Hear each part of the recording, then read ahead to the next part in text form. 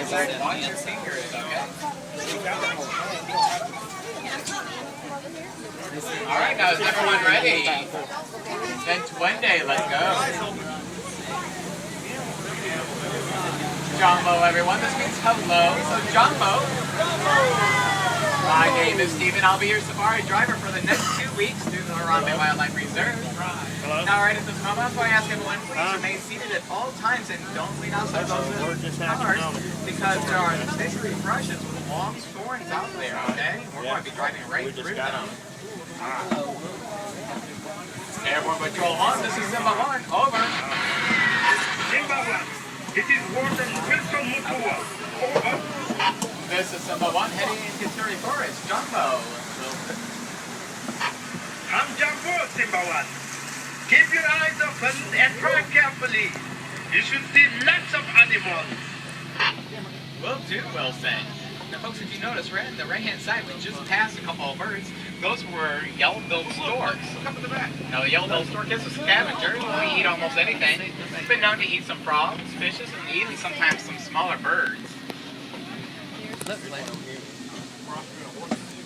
Now, right now is the perfect time that if you have digital cameras to switch them over to sports mode or action mode if they have those, because the animals are on the move and so are we. Of course, do hold on to those cameras very tightly. We are going to hit some rough roads out there, which will cause us to bump around quite a bit. And if you were to drop your camera outside the vehicle, the wardens would ask me not to stop to get them.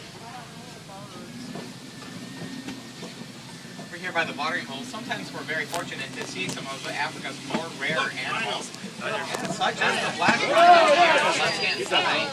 Now that black rhino can charge up to 35 miles per hour and has a height that is over an inch thick. Because of these things, the black rhino doesn't really have any predators, except for us humans. Now sadly, it's because it's poachers that there is only 4,200 left in the wild.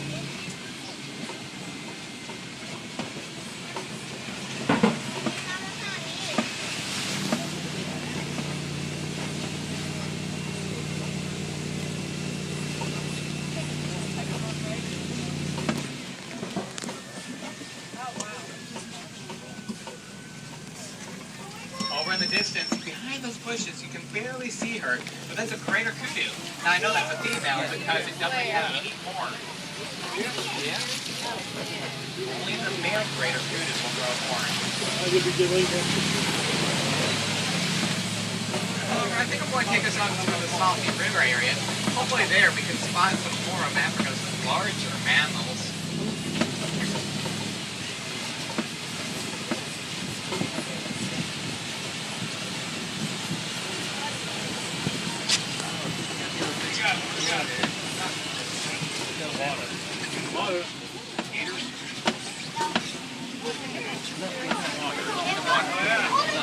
Sure enough, there's a Nile hippopotamus. Now the Nile hippopotamus is very born. It weighs about 85 pounds. And when it's fully grown, it hits the scale at 5,000 pounds. And right here, we'll see some deer over on the left-hand side as well.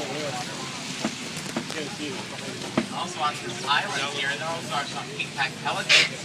They're a very sociable group, and what they'll do is they'll herd fish towards shallower ends, making it easier to feed. Here's a four down at the bottom.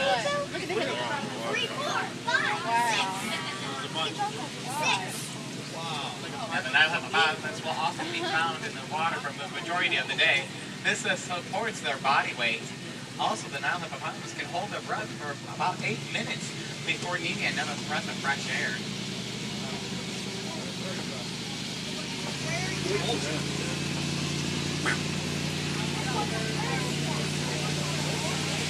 Looks like we're coming up to a very old rickety bridge here, so I'm going to take a hold of it very slowly. I'm going to ask everyone, please remain seated, okay? Do not lean outside the vehicle. I see the Nile crocodile. Now the Nile crocodile is much more larger and more aggressive than the American alligator.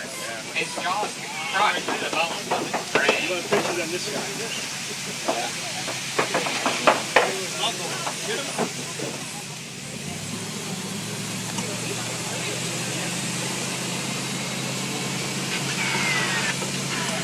Simba 1, come in.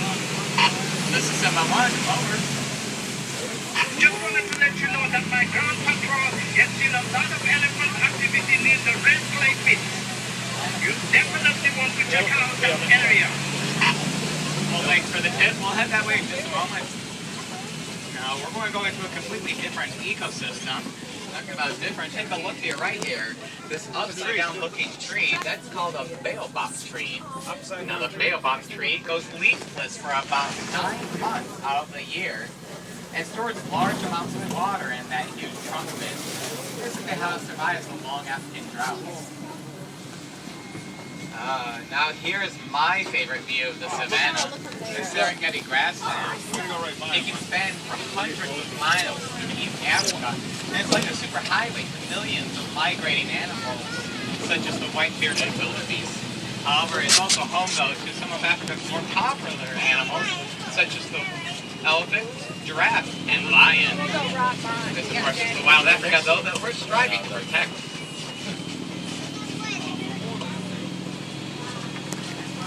Now, my friends, take a look all around you. This landscape has actually been created by the animals who live here.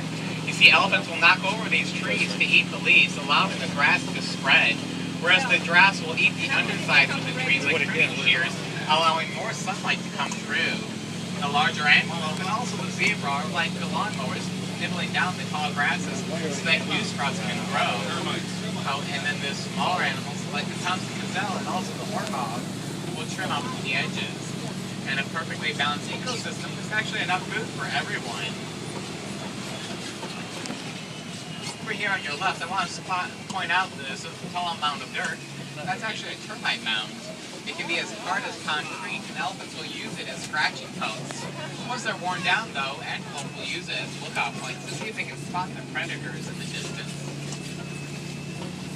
Now, coming up on your right-hand side, you might notice a strange-looking cattle there. That's called the Ankole cattle, also known as the Watutsi cattle, or the Watutsi tribe that domesticated them in Africa. On the left-hand side, those are two animals. The larger one is the warthog. The smaller one, my favorite one, that's a Thompson gazelle. Now the Thompson gazelle, that's fully grown. It only weighs about 60 pounds, but it definitely can run really fast. It can run up to about 50 miles per hour.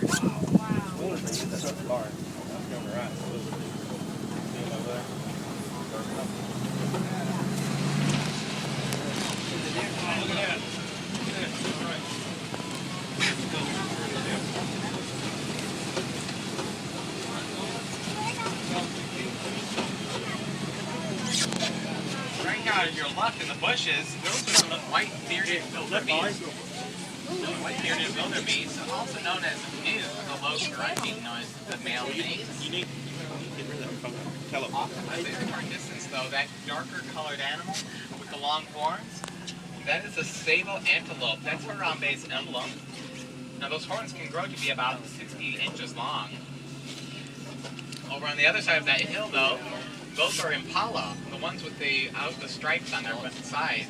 Now the impala, in order to escape danger, can jump up to 30 feet. That's basically the entire length of this truck.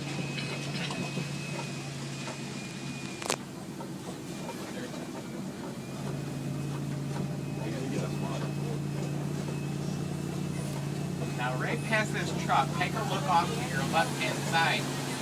There's a reticulated giraffe hiding there in the distance. That's actually the mother coming up here. Just coming here, I bet.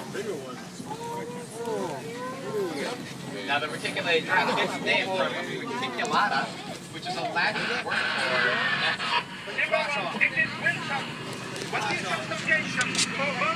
well, we're heading towards Cookie Point right now, Wilson. Keep your eyes open for me. We picked up a baby elephant that was wandering off on its own. We can't find the mother. I'm afraid fortune may be in the reserve. That doesn't sound good, folks. Coming around on the left is Monkey Point, named because of the group of mandrills that we so often see gathering over here. Well, sure enough, there is some are. Now, the mandrill is the most colorful monkey in Africa. It has a very bright blue and pink face. Adult male can weigh up to about 100 pounds. Here to your right, though, is an African elephant.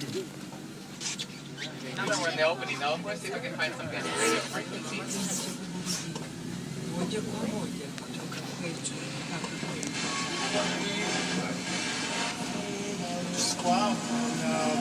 There we go. And we'll see if we can go around this corner here and see if we can get a better view of the elephant. Oh, but it looks like the road has been washed out by the recent rainfall. We'll have to take a different route.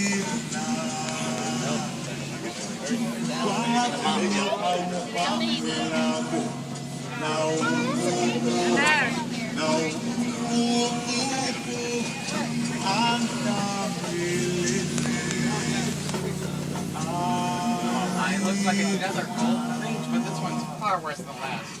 Turn this radio off for a second. Folks, remain seated for me, okay?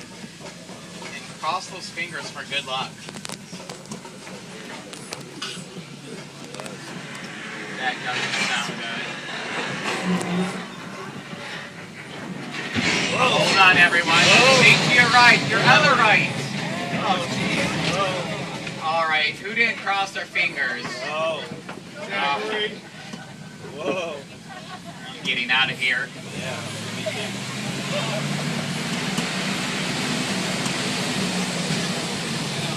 Well, at least I got it to the rightful way, Ted. But I don't see elephants. All right, here's the signs that they have been here. You can see tusk marks on the walls and there's also footprints. Now, elephants will come down here often taking the right way for the beneficial minerals. There's another view of those African elephants. Now, both the male and female can grow ivory tusks. And it's because of this that posters hunt them. Yeah, we're doing everything we can to help out the elephants. Right now here on Harambe Wildlife Reserve, we're sending scientists into the area to research the vocal communication between the elephants so we can better understand how they live their lives so we can save them.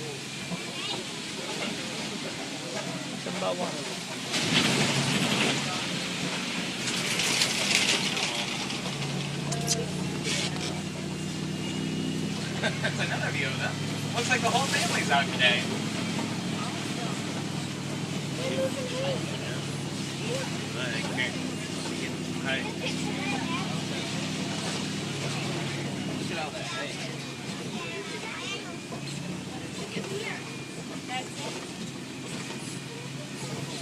Can't get a good picture. Went off into the water. Wet.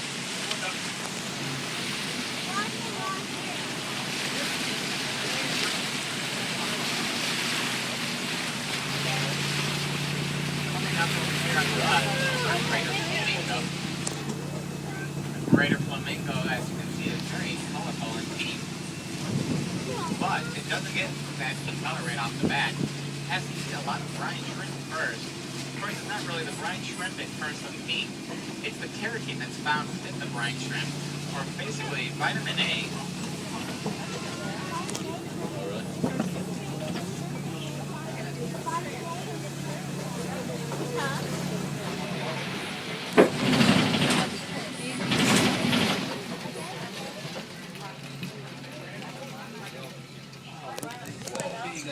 Rhinos. Rhinos. Oh, they're crossing the road. Crossing the road. They're crossing the road. Crossing the road. Now, I do ask everyone, please remain seated while we're on our safari. We'll have some more views of these white rhinos I see around the corner here if you can't see them yet. Now, the white rhino got its name from what the Africans called it, which was vite. Pronounced V-I-T-E, but spelled W-I-T.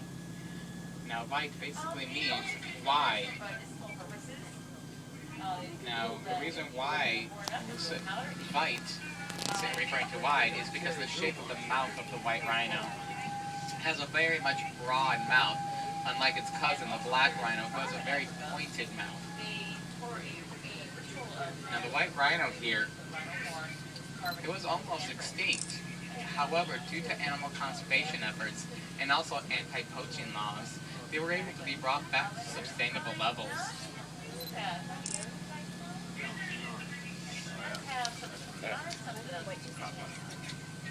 All this pinnacle, it's all electric. Looks like weed, it's electric. This thing we're sitting on, that thing we're sitting on is electric. And then there's weeds that go through there. Now, if you notice, this white rhino here, Keep the animal. That keeps them in. You walk into that. See, it looks like weeds. It's got electric. That's how they keep them in.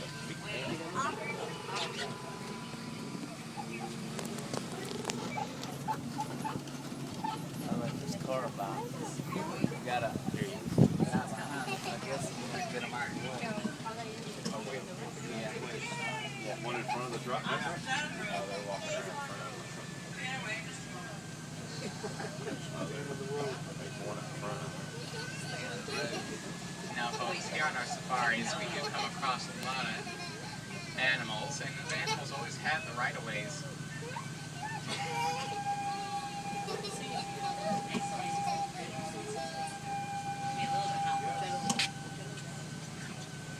Everybody brought water.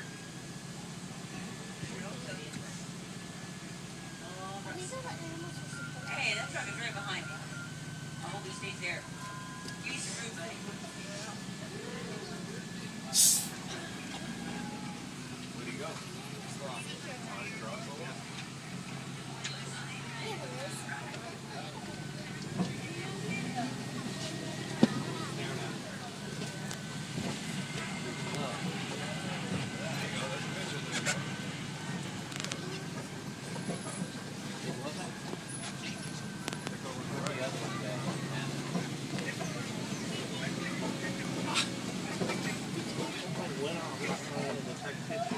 Now, if you notice, a lot of mud dried on the white rhino there.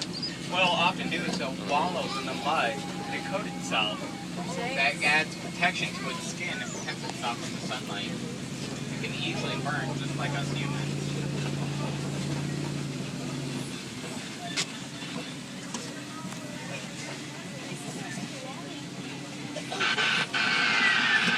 Simba One, I see you at the junction.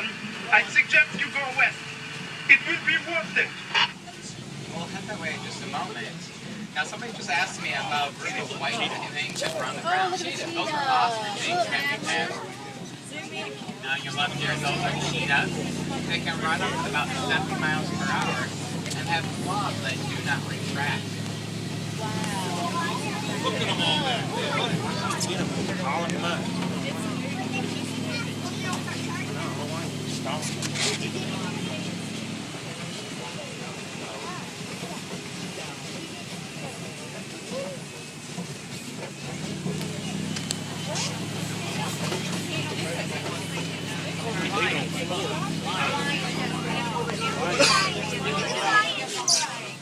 Laying down here on the rock formation up here, those are African lions, male and female. And the male is the one that has the mane on its body. Now the lions will sleep for the majority of the day.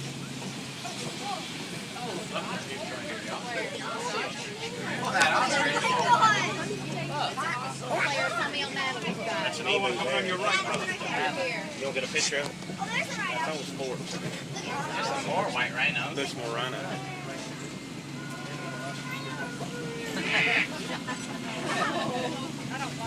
What it takes. Oh, look. I know, but you snap it thick and it'll freeze it. On regular, it's not going to be good. There's a line right there. He's waking up.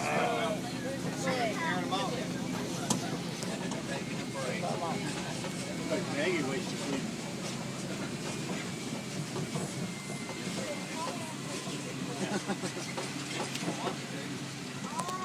Up here on your right-hand side, there are bondabog laying down. Sadly, unlike the white rhino, these bondabogs are completely extinct in the wild. They can only be found on reserves such as this one. Ooh, another view of some of those white rhinos that we saw earlier.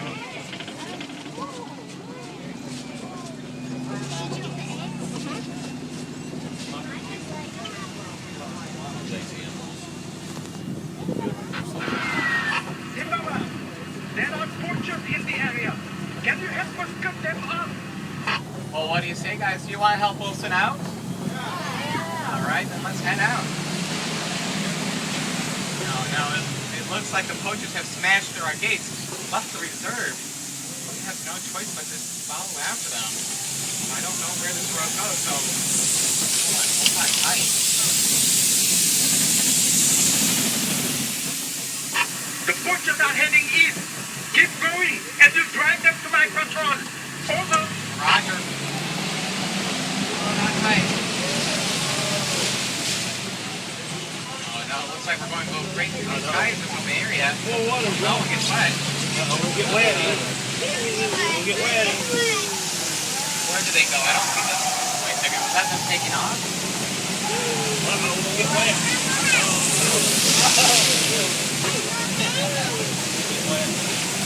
It looks like I found our camp, but I don't see right here. It could be too late. Oh, not to worry. You drop them right into my patrol. Oh, copy that, Ron. The poachers ran, but they won't get far. We located the mother elephant. Thanks to you, they are now both safe. Asante sana, everyone. Oh, I'm glad to hear that, Wilson. I have to go now. We have to get this baby elephant back to its mother. Well, folks, it looks like our adventure here has been cut short by 13 days. I do apologize. We're going to have to take you to the nearest forage post. From there, though, it's a short hike back to Harambe village. I do suggest those stopping by Pangai first on your way back, though. There you can see more animals from Africa that we haven't had to see here on our safari today. Now, Sante everyone, thank you for all your help today with saving our wildlife. But it doesn't have to end there.